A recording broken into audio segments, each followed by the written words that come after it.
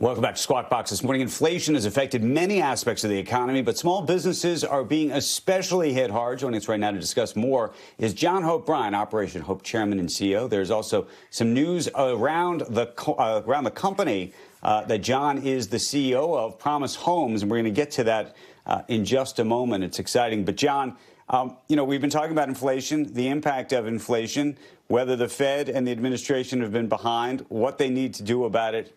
At this point, is there something being missed in all of this when it comes to the small business community? Yes, there is. In the midst of all that's going on, and by the way, inflation has been with us for 150 years. The average inflation rate, if you average it out, has been over 6.8%, I believe, over 150 years, according to the government statistics. And before every boom, there was an inflation load up. We got to do this intelligently. The problem is here, Andrew, that black businesses in the middle of this pandemic, more than the inflation, only got 1% of access to capital. 1%.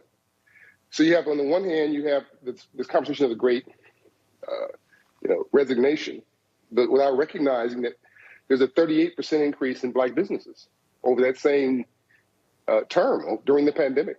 38% of new black businesses were created, but they don't have any access to seed corn, any capital, credit.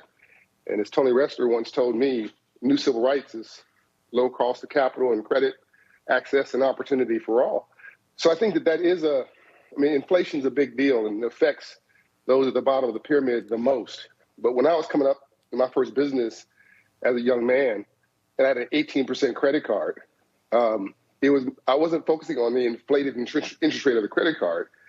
I was focused on the fact that I had access to some credit so I could grow my business and seek opportunity.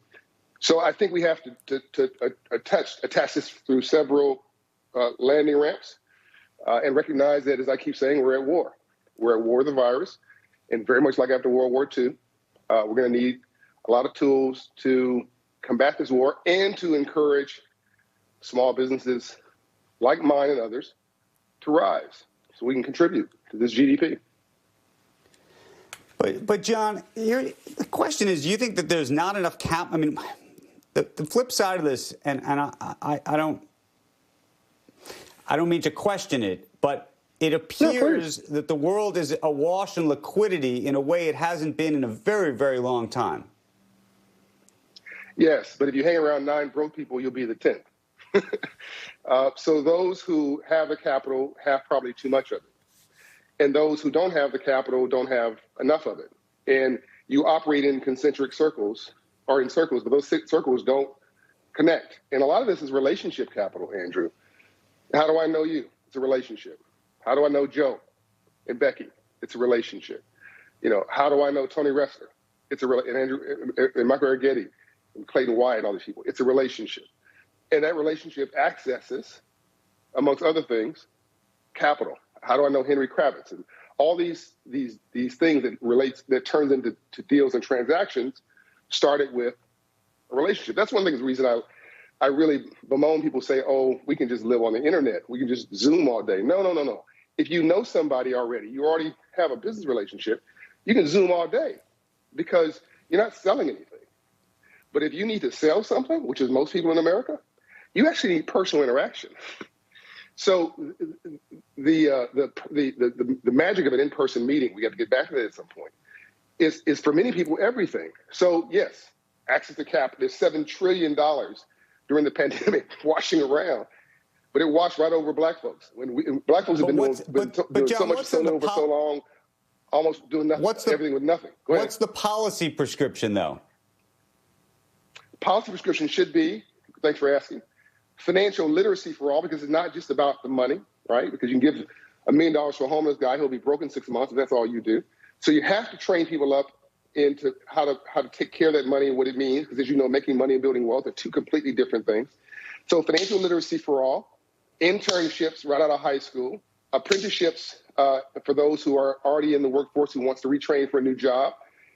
And when you give somebody access to capital, give somebody the access to a battery of relationships, like we do with the 1 Million Black Business Initiative, relationships and support, a team of lawyers, bankers. I couldn't have done this last deal I just did without lawyers and bankers and I mean, that was it's as important as somebody writing a check. Black businesses don't have any of these tools. And I assume maybe Latino businesses and others as well, but I'm talking specifically about Black businesses. And that's holding American GDP back. We need to be serious about, if you're in football, where do you get your football players? In middle school.